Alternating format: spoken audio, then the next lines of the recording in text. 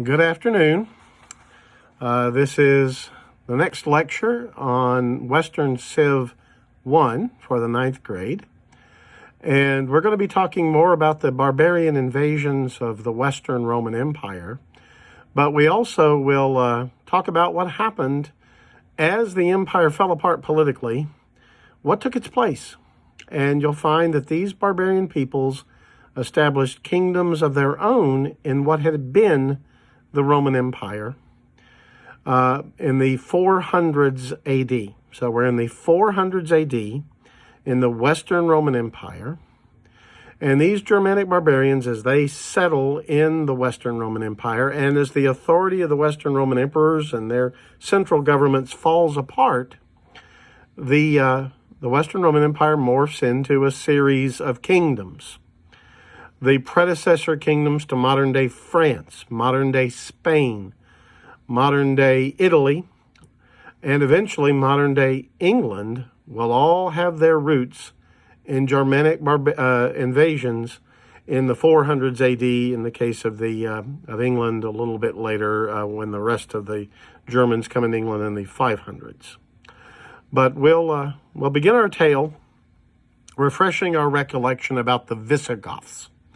And you remember, those are the people that the Huns had pressured into abandoning their lands in Eastern Europe, moving to the boundaries of the Roman Empire above the Danube River, and then hunger, starvation, all kinds of desperate situation as refugees drove them to cross the Danube, the Roman boundary, in force.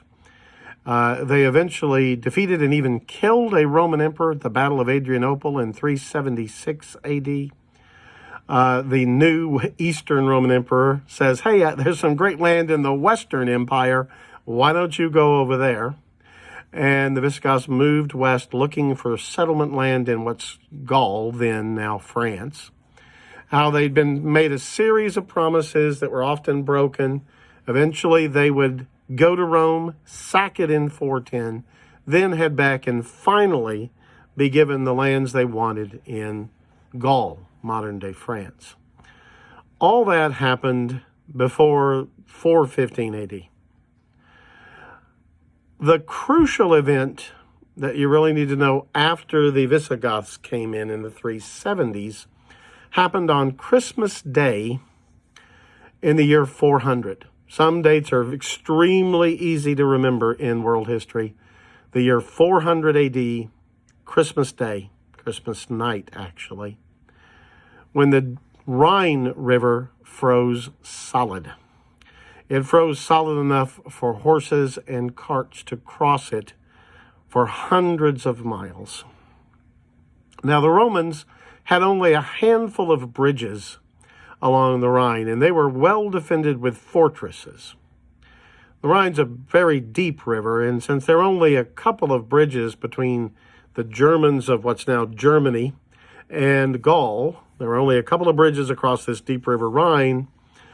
Normally, as long as those fortresses held, and they usually did just fine, you didn't have to worry about German barbarians entering Gaul directly from Germany.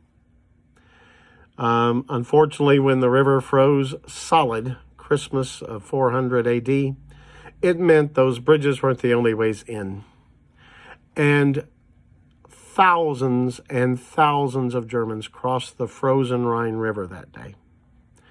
A massive Germanic invasion. Several Germanic tribes crossed the river into Gaul.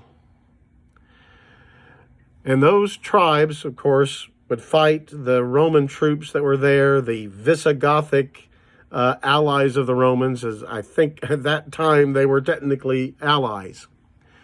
But what happened is more and more Germans came in.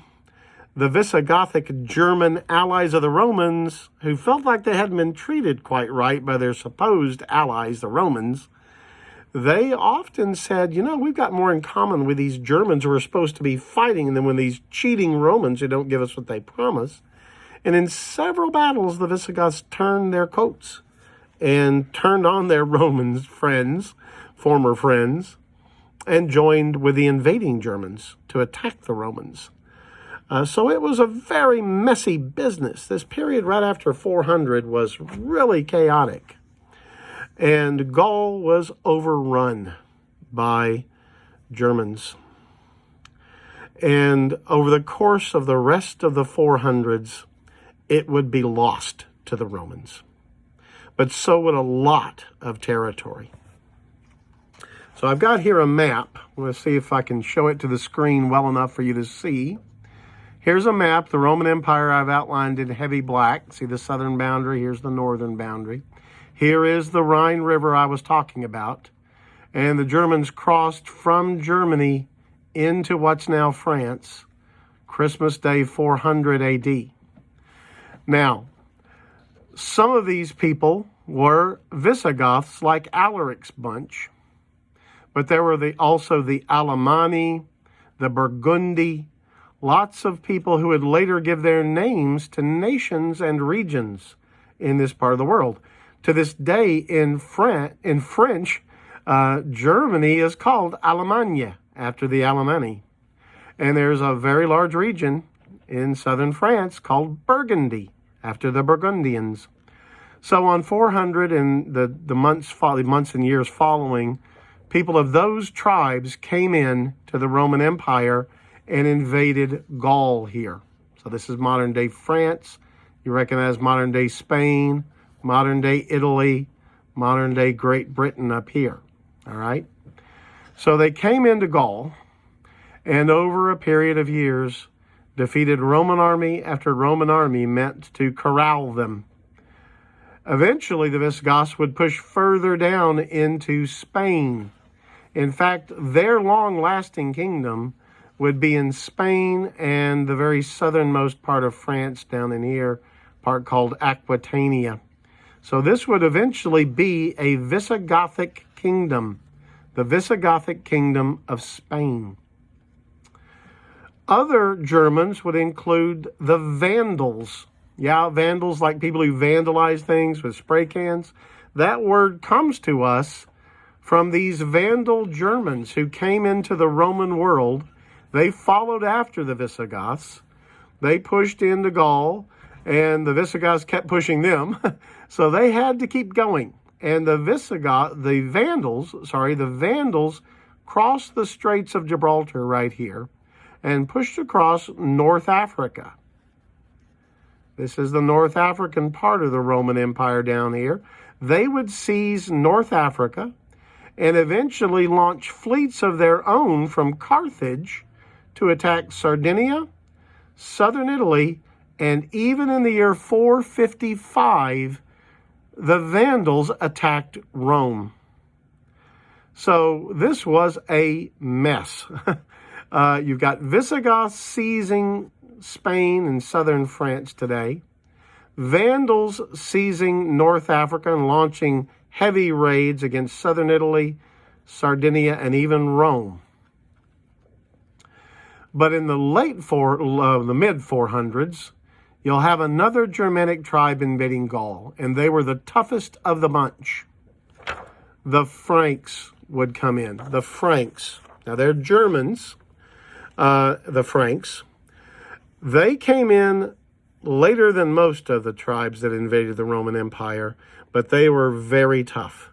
And they beat the other Germans and drove the Visigoths out of Gaul, out of what we now call France. Franks, France, get it? Francia is what the land came to be called after the Franks. And today we call it France. All right? Now, the Franks were the fiercest of these warriors. That, I think, is fair to say.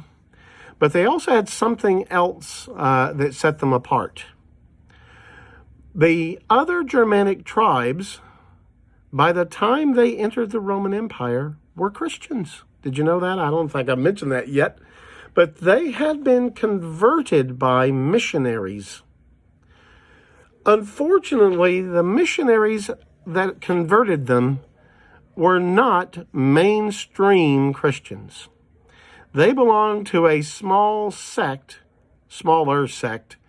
called the Aryans.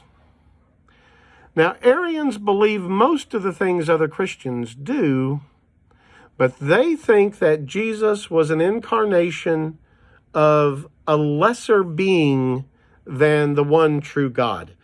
For the Aryans, God the Father is the true God, and the Son was a lesser being, a created being that the Father made. So Jesus, to the Aryan, wasn't really fully God in the flesh, as he is to a mainstream Christian, a Catholic Christian.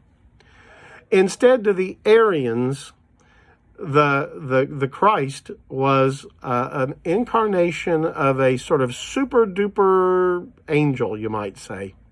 A created being that was greater than any other created being, but still not quite truly God. Or I had one theology professor say the Aryan Son is a kind of junior varsity God, not fully God the way God the Father is. That was an Aryan belief. It is heretical in the ideas of the mainstream Catholic Christians that dominated the Roman world. And it would be considered heresy by most Christian groups today to teach what the Aryans do. All the major Roman Catholic Church, the Greek Orthodox Church, Russian Orthodox Church, all the Protestant denominations, all believe that Jesus is the incarnation of God Almighty, fully God and fully man. But the Aryans didn't say that about Jesus. In other ways, they were very much like other Christians. But this meant that mainstream Catholic Christians and the Aryan Christians could never really get along. Unfortunately, all the Germans had converted to this heretical Aryan Christianity. All except the Franks. When they invaded the Roman Empire, they were still pagans. They were not Christians at all. But in the long run, this was a good thing because it meant they were not heretical Christians. It meant instead that they could be converted by mainstream Catholic missionaries and become mainstream Catholic Christians like the Romans. Got it? So the Franks, in some ways, will ultimately be able to integrate better with Roman society because they didn't have this division as Christians with the other Romans. But the Franks are going to settle in what's now France. That's where France gets its name. The Visigoths will establish kingdom in Spain, and the Vandals in North Africa. Now, in Italy itself, you do have barbarian invasions there as well. Eventually, you're going to have Visigoths settling there too. Ostrogoths and Visigoths settling in Italy. But I'm going to save that for the next lecture, where we talk about how these kingdoms settle down and how that gets worked out, how they relate to the Romans. But there is also the question of Britannia, Great Britain, and what happens there, which is a much complicated story. But you guys know by now how much I love talking about English history. So we're going to get a lecture that deals largely with that. We'll talk about Italy and we'll talk about Britain in the next lecture. Good day.